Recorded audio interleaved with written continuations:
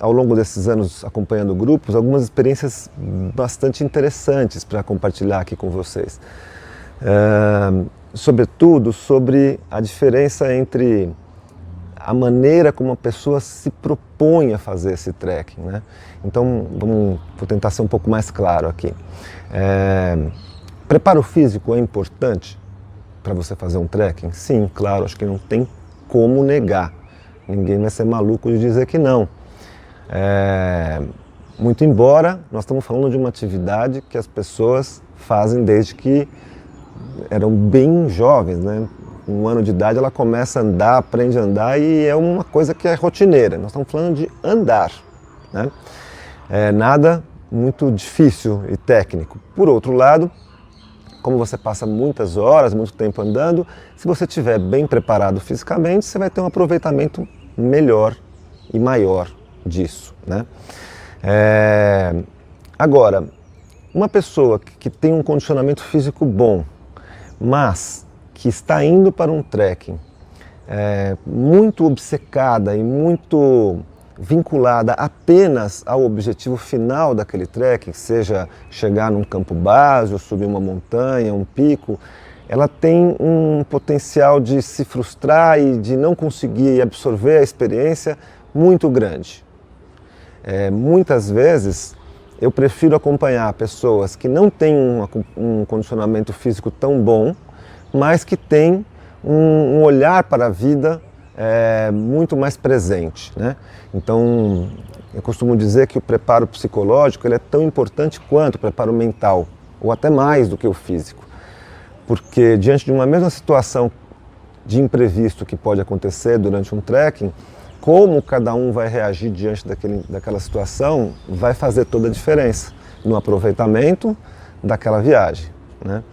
Então, por exemplo, eu me lembro uma vez, alguns anos atrás, acho que em 2008, 2009, que uma funcionária que trabalha comigo, uma consultora de vendas, me chamou e falou assim: Jota, seguinte, olha, eu preciso que você fale com essa passageira aqui, porque ela nunca fez trekking na vida, ela tem 65 anos e ela quer fazer o trek ao campo base do Nepal, lá do Everest, o trek ao campo base do Everest.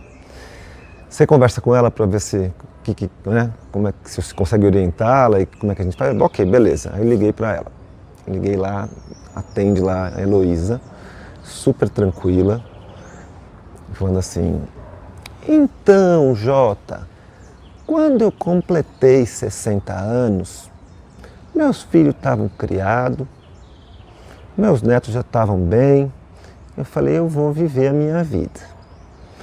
Eu comprei um Troller, sabe, um carro 4x4, e aí eu montei um site na internet chamado vovosmillennium.com. Procura aí, pode olhar aí esse site. E a gente montou um grupo e saiu com 15 jipes daqui de Fortaleza e rodou a América do Sul inteira. Bom, não precisou dizer mais nada, né? Não só ela já podia estar inscrita na mesma hora, como foi um grande prazer a presença da Heloísa nessa viagem com a gente. É claro que ela não andava no pelotão da frente. É claro que ela ia com um ritmo mais lento, mas era um grande prazer estar perto, conversar, tudo era muito leve, qualquer situação que se apresentava, né? E no fim a Heloísa foi subindo a montanha, tinha outras pessoas no grupo, teve gente que desistiu antes dela e ela chegou até 5.100, que é praticamente, o campo base é 5.300 para vocês terem uma ideia, né? E a experiência dela foi a melhor possível, porque, ok, eu entendo que as pessoas querem chegar ao campo base, por exemplo, né? Tem toda uma mística em relação a isso, mas poxa, você está andando no Himalaia, tendo contato com uma cultura completamente diferente, vendo paisagens maravilhosas. Se você está a 5.000 olhando para uma montanha de 8, ou se você está a 4.000 olhando para uma montanha de 7, isso não faz diferença alguma no sentimento, na percepção de cada um, né? Então, fica aí um dos exemplos, né, de como é importante esse preparo psicológico, de como lidar com os imprevistos que surgem na vida, né? Bom, Acho que ainda pensando no que acontece quando a gente faz um trekking, uma das primeiras coisas que a gente percebe é a importância de você encontrar o seu próprio ritmo. Mais uma vez, para isso você vai ter que estabelecer aquela conexão com o presente e com o que está acontecendo com você. Uma pessoa que se propõe a andar mais rápido do que o ritmo dela, ela com certeza vai ter problemas, né? Ela vai ou se estrupiar, ou ela não vai aguentar e vai ter uma dificuldade muito maior do que uma pessoa que consegue achar o seu ritmo. Isso é uma coisa que eu aprendi logo nos primeiros trekkings que eu fiz no Nepal, porque os carregadores saíam com aquelas bagagens incríveis de 30, 40 quilos, e eles tinham um passo constante e lento carregando aquele peso todo e acabavam sempre chegando na frente do grupo, porque eles encontravam esse ritmo. E quando a subida era muito íngreme, o cara diminuía o tamanho da passada. Em vez da passada estar um pouquinho maior, ele ia controlando o tamanho da passada. Às vezes chegava ao ponto de estar andando assim, bem assim, pouquinho, menos de meio pé. Mas aos poucos ele vai avançando e vai conseguindo cumprir o planejado para aquele dia, né? Então, essa questão de encontrar o ritmo, ela é fundamental para você. Só que a gente tem um costume no nosso dia a dia e a gente tem muito medo de atrapalhar, de não querer incomodar os outros. Muitas pessoas, né, elas estão muito preocupadas com isso. Você está ali acompanhando o grupo, você não quer causar nenhum desconforto para ninguém, você não quer atrapalhar, não quer atrasar o grupo. Só que se você não respeitar o seu próprio ritmo, você vai ter uma péssima experiência e vai acabar atrapalhando o grupo. Então, é importante que a pessoa consiga entender isso e estabelecer ali o seu ritmo sem se importar se está ficando para trás ou não. É para isso que as empresas que organizam essas atividades, elas sempre contam com uma pessoa que vai acompanhar mais atrás para poder dar essa assistência e respeitar o ritmo de cada um. Então, fica aqui com uma coisa fundamental a gente fazer essa conexão e encontrar seu próprio ritmo, né? Outra coisa que a gente aprende logo de cara também nas montanhas é que é um dia de cada vez.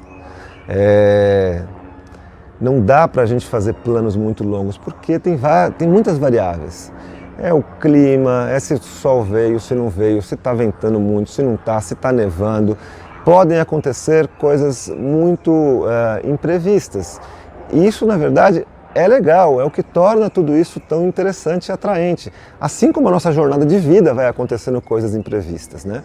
Então, a gente sempre vai dando pequenos passos, né? Então, qual é nosso objetivo no dia de hoje? Para onde que nós vamos encerrar o trekking?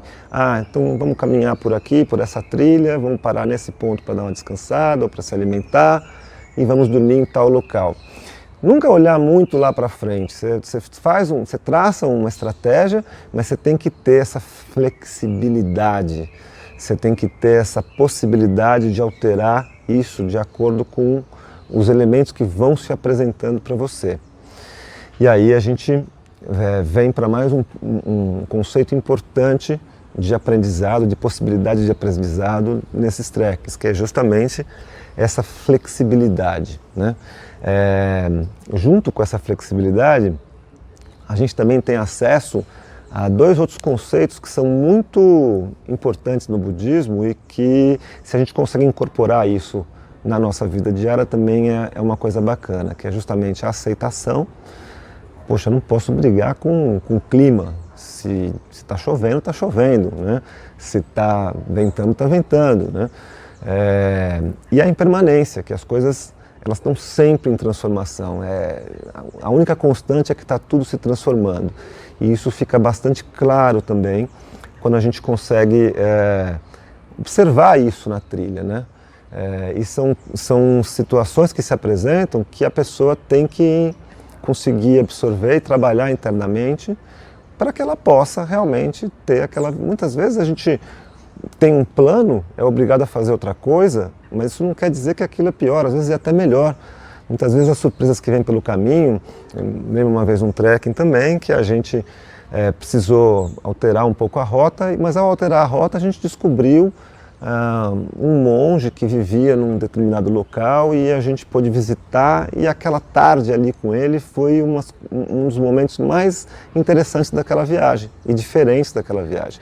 Ou mesmo outro que eu me lembrei agora, uma caminhada na Chapada Diamantina, o tempo fechou, começou a ficar muito escuro o céu, ventar muito, a chuva começou, enquanto tinha gente correndo, fugindo, indo embora, pegando o carro para ir embora, fugir do trekking, o guia que estava nos acompanhando, ele tinha experiência suficiente para conduzir as pessoas para um local abrigado no meio da trilha, e ali, enquanto aquela chuva vinha e se apresentava, ele pôde organizar ali com o grupo um momentinho ali de roda, onde as pessoas iam conversando, trocando um pouquinho, com uns 2, 3 gravetinhos, fez uma fogueirinha bem pequenininha, controlada ali, e dali um pouco aquela chuva passou, veio um arco-íris, chegamos até uma cachoeira, foi um espetáculo, não tinha ninguém. Então, isso é mais para ilustrar como a gente conseguindo ter esse swing, né, e surfar diante das situações que a vida nos apresenta, das condições, daquilo que a gente não controla, né, a gente começa a entender que a gente não tem controle de praticamente nada, a gente tem controle da decisão que a gente toma diante do que se apresenta, mas do que se apresenta a gente não tem controle algum. Então, são pequenos exemplos de como isso pode ser trabalhado de uma maneira positiva, né? E pode ser, inclusive pode ser a parte mais legal da viagem, né? Se a gente permitir que isso aconteça. Bom, o que mais eu queria dizer para vocês em relação ao que acontece num trekking e os paralelos, as possibilidades que a gente pode estabelecer entre os ensinamentos do trekking e a nossa própria vida, a nossa própria jornada, né? Além de aceitação, de impermanência, de flexibilidade, a gente também aprende sobre tolerância, porque a gente encontra muitas pessoas pelo caminho e aprende que não existe um único meio de se viver. A gente abre o nosso universo e vê pessoas vivendo de uma maneira completamente diferente, com crenças diferentes, com estilos de vida diferentes, muitas vezes sem 1/10 dos recursos que a gente tem, seja de recursos estruturais da vida na cidade, mas que estão levando uma vida digna, uma vida feliz. Sobretudo quando você faz trekkings para regiões mais remotas e tem contato com essas comunidades que você vê pelo caminho. Então, é também essa oportunidade de exercitar essa tolerância e abrir a cabeça e ver que existem muitas maneiras de se viver.